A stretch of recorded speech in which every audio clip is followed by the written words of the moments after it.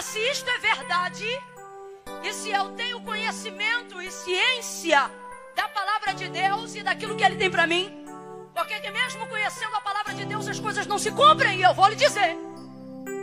Porque você usa a fé e coloca ela num grau que ela não deve estar. Como assim, Camila? Você bota a fé acima da palavra. Vou falar bem rasgadão e você vai entender, ok? Isso aqui é pra gente entender, não é pra eu ser rebuscada, não. É pra gerar entendimento. A maioria das pessoas acredita que o milagre que elas esperam ainda não aconteceu. Porque elas não têm fé o suficiente. E se eu te disser que fé eu tenho certeza que você tem? O problema é que você está colocando a fé no lugar que a palavra deveria ocupar. Quer ver? Você diz assim. Você coloca a sua fé no seguinte status. Deus depende da minha fé para ter poder de fazer. É esse status que a gente coloca a fé. A gente coloca a fé nesse grau. Como se Deus dependesse da nossa fé para ter poder de fazer alguma coisa. Gente, Deus não depende da nossa fé para fazer, porque Ele é Deus. Falar isso aqui no púlpito não é difícil. Difícil é aplicar isso na vida. E entender que aquilo que Deus disse que vai fazer na minha vida independe do que eu sinto. Mas tem tudo a ver com o que eu sei. Você tem ousadia e coragem para bater a mão no coração aí agora e dizer assim: fé não é o que eu sinto. Bota a mão na cabeça e diga: fé é o que eu sei. Se a sua fé estiver relacionada àquilo que você sente, um dia você crê, outro dia você não crê. É por isso que a sua vida, se fosse retratada num eletrocardiograma, ia aparecer aquele gráfico na quinta-feira à noite, batendo pico lá em cima. Mas depois de um culto desse, tem gente que na sexta-feira de manhã desce ladeira abaixo. E a gente se pergunta, como pode? Vou lhe dizer, um tipo de fé sensorial. Você só acredita enquanto está aqui. Por quê? Porque você depende do que eu falo para você sentir. Se você soubesse, o peso da palavra sobre a sua vida, quinta-feira você não ia ficar bem. Quinta-feira você ia explodir de confirmação daquilo que você já sabe a seu respeito. E a sua vida começa a se tornar como a vereda do justo. Como, Camila? De glória em glória. Por quê? Porque a vereda do justo não é uma vereda decrescente, é uma vereda ascendente, que vai brilhando cada dia mais. Olha para quem está do teu lado e diga: cada dia mais. Diga: cada dia mais. Cada dia mais. A vida de alguém que tem fé na palavra de Deus não é um dia sim, outro dia não. É cada dia mais. Cada dia mais. Até ser dia perfeito. Mas enquanto nós colocarmos na aplicação da nossa vida a fé em um lugar onde quem o deveria ocupar era a supremacia da palavra, ela não será genuína. Ela não será o suficiente. Eu vou lhe falar isso de modo muito literal, fazendo uso da própria palavra de Deus que justifica ela mesma. Você age e se relaciona com Deus como se Deus estivesse dependendo da sua fé para ter poder de salvar, de libertar, de curar, de abrir porta. Está errado. Gênesis capítulo de número 1, não há manifestação de fé para o Deus Criador. O texto diz que a terra era sem forma e vazia, significa que não havia nada. Complete aí, por favor. Não havia? Vem, gente, não havia. Engraçado que o texto diz que tudo estava no assombro das trevas. Havia águas, mas elas eram encobertas sobre a face do abismo. E aí o texto diz: e o Espírito de Deus se movia, ou seja, o Espírito de Deus está presente no meio das trevas. E não está parado. O texto diz que ele se movia. E eu vou repetir: não é o espírito das trevas, não é o espírito de Satanás. O texto é claro, o espírito é de... Mas também não faz... Não fica com medo, não. O Espírito de Deus não está fazendo em Gênesis 1 nada. Por quê? Porque isso é que eu gosto desse Deus. Ele não precisa obedecer nenhum dos princípios que ele estabeleceu, mas ele é o exemplo de todos eles. Aí, então, você começa a ver, coisas vão começar a acontecer. Meu Deus do céu, não precisa catucar ninguém não, mas fala para pelo menos uns 3, diga: coisas começam a acontecer. Mas prega para ele ou para ela aí agora e diga: não é quando Deus se move, é quando ele começa a falar. Não, eu vou falar bem rasgado. Irmã, pode ser do juble, do manto, do ré, do brevoar. Pode Pode subir, pode descer, pode começar na consagração, ir para o culto à tarde, emendar na vigília, dormir na mata à noite. Pode ter Espírito de Deus se movendo no plá, no pré. Se não houver ministração de palavra, não vai acontecer nada. Tem que haver direcionamento de palavra, resposta na palavra. Já parou para ver quais são os melhores cultos? São os cultos que são respaldados na palavra. Os louvores exaltam a palavra exalta o Deus da palavra. As orações são orações pela palavra. Por que isso? Porque Deus reage diante da sua palavra. Complete aí para mim, por favor. Deus reage diante da sua palavra. Aí então o texto diz: e disse Deus, haja luz. E o que houve, igreja? Houve luz. Se move, está presente, mas não faz, porque só reage diante da sua. Agora, quando ele começa a falar,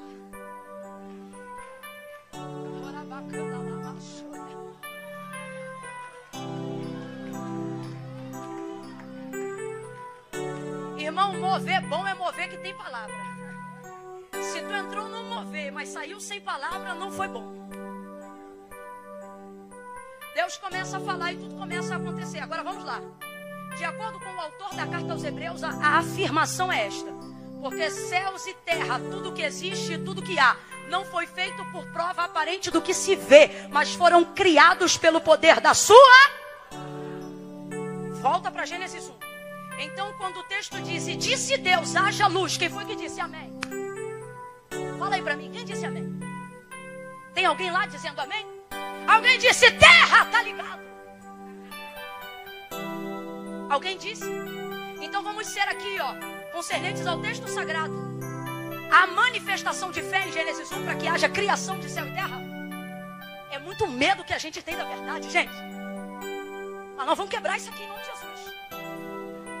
A manifestação de fé para Deus criar o mundo em Gênesis 1. Alguém disse amém? Alguém disse eu concordo? Alguém disse está ligado? Deus consultou alguém ou fez por intermédio de alguém o que fez? Ele fez, segundo a afirmação do autor da carta aos Hebreus. Foi criado pelo poder da sua. Mas o medo é tão grande que a gente acha que primeiro vem a fé. Está errado. Está errado. Porque a única maneira de se produzir uma fé genuína não é através do que eu sinto, é através do que eu. Por isso o Criador, o nascedor da fé verdadeira está no conhecimento da palavra. E é por isso que a palavra de Deus diz: a fé vem pelo e o ouvir da palavra de Deus.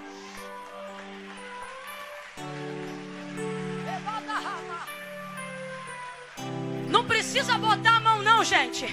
Mas me ajuda a despertar alguém. Vai pelo cotovelo, assim pela quarta, quinta costela, e diga para essa pessoa: fé você tem. Você só precisa de mais palavra. Orar a palavra, cantar a palavra, pregar a palavra. Ministre a palavra e você verá Deus reagindo diante da sua palavra. Agora preste atenção, porque quando eu afirmo, eu não. Quando a Bíblia afirma o que eu digo hoje aqui, é complicado quando você sabe que está diante de alguém que pode resolver tudo. E você espera que ele vai te dar uma direção que ele nunca te deu. E de repente ele te dá uma direção que você já conhecia. É muito complicado. É a fase mais madura da fé. É quando você vem para um culto como esse. Vamos usar Pedro para falar de nós nesta noite. É quando você vem para um culto como esse, num dia de festa, que é uma coisa atípica. Um pregador de fora, que às vezes não é da casa. E você cria uma expectativa diferente. E isso não é errado, é legítimo. Porque nós fazemos isso porque sabemos que quando sacrificamos diferente, fazemos coisas diferentes, Deus também se move de um jeito diferente. Então a gente cria uma expectativa. Eu vou lá hoje porque Deus vai falar comigo. É hoje que Deus vai dar direção. É hoje que Deus vai dizer se vai ou se racha. É hoje que eu vou saber se fico ou se não fico. Deus vai me dar direção. Você cria expectativa diante daquilo que você já ouviu, sabendo que quem está falando com você tem o poder de resolver sua vida no estalar de dedo. Gente, Esse Jesus aqui é o Jesus que mandou Pedro lançar um anzol na água e pegar um peixe, e dizia que na boca do peixe ia sair a estátua para pagar o imposto. Eu tenho dito para as pessoas, isso é caixa eletrônico na água. Quando você sabe que está diante de alguém que tem poder para fazer isso, você espera coisas extraordinárias. Afinal, se é para imaginar, se é para gerar expectativa, a gente não vai gerar coisa baixa. Quem está me ouvindo, diga amém. Então você cria expectativa e de repente a palavra profética vem ao seu encontro. O homem da autoridade está diante de você. O pregador tem uma palavra que vai te ajudar a tomar a decisão da noite. De repente, quando todas as suas fichas estão depositadas numa decisão final, a palavra que Jesus tem para liberar já começa dizendo: volta. E acontece exatamente isso. Ninguém dá glória. Por que não? Porque é difícil entender que ele vai fazer uma coisa nova te mandando insistir em métodos antigos. É complicado quando você vem para um culto como esse, cria uma expectativa nova. É hoje que Deus vai me dizer se eu caso ou se eu me divorcio. É hoje que Deus vai me dizer isso ou aquilo. E aí Deus vem para essa mulher atribulada, um exemplo, e diz assim: volte e continue amando o mesmo homem. É difícil.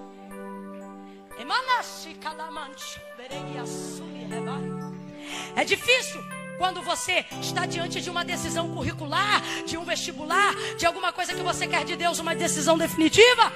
E de repente Deus usa alguém e diz para você: volte e continue estudando na mesma área. É complicado quando você trabalha num emprego que você não sente mais prazer lá e não gosta mais de trabalhar naquele lugar. Aí deposita expectativa na conferência e diz assim: eu vou pedir 4 dias de folga, porque Deus vai decidir minha vida em 2019. Aí você diz: eu não quero mais trabalhar com aquele patrão, eu não quero mais voltar para aquela casa, eu não gosto mais daquele lugar. Aí você coloca expectativa e diz: Deus vai resolver minha vida. Aí Deus usa a boca do pregador e diz: volte para aquele mesmo trabalho e continua investindo no mesmo setor. É brabo, irmão. É complicado quando a direção nova que eu quero começa com volta.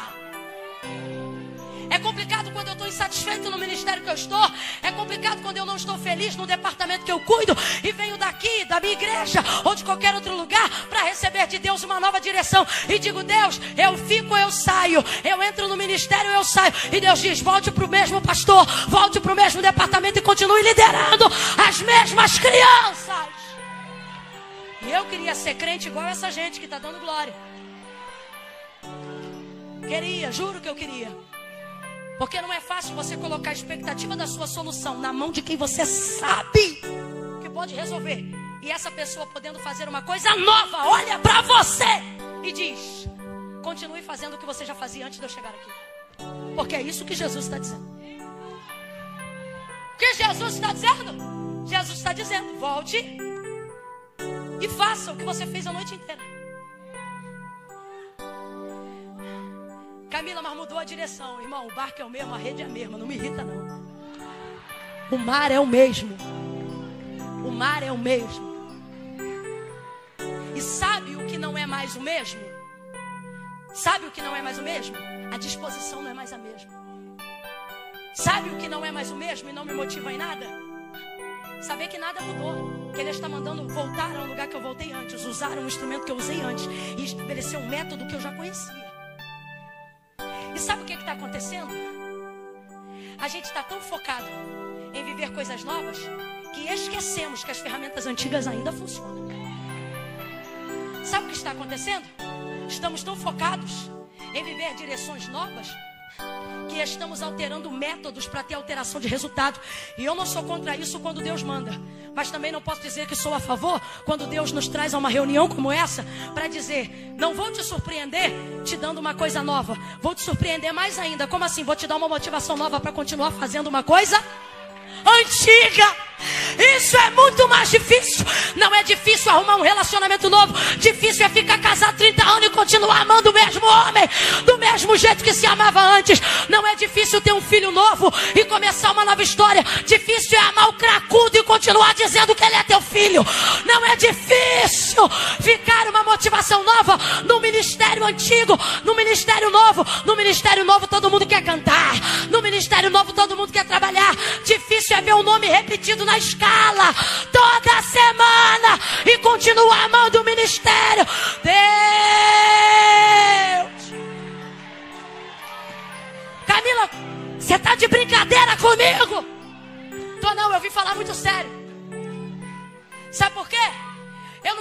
leviana e terminar com você nessa noite estoporando a cadeira no PVC para te fazer rodar e depois chegar na mesma casa, dormir do lado do mesmo homem, continuar trabalhando no mesmo emprego e vivendo como um frustrado, porque achou que você tinha que viver uma coisa nova, quando Deus está dizendo: um milagre grande que eu faço não é só te dar uma coisa nova, mas é te dar uma motivação nova para continuar fazendo uma coisa antiga. Pega na mão de alguém, você vai profetizar agora. Pegue na mão de alguém, você vai profetizar agora. Diga para essa pessoa: você conhece a ferramenta. Sacode ela e diga: você é a ferramenta. Olha para ela e diz: você sabe usar um instrumento. Olha para ela e diz: você sabe orar, sabe jejuar, sabe buscar. Deus está dizendo para alguém hoje aqui: não mude o método, deixa que eu altere o resultado. Confia.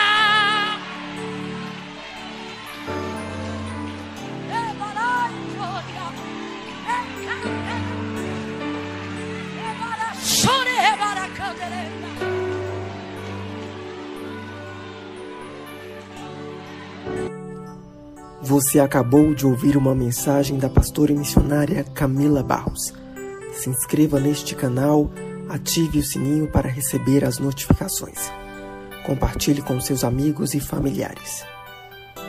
As edições deste conteúdo foram feitas exclusivamente por este canal.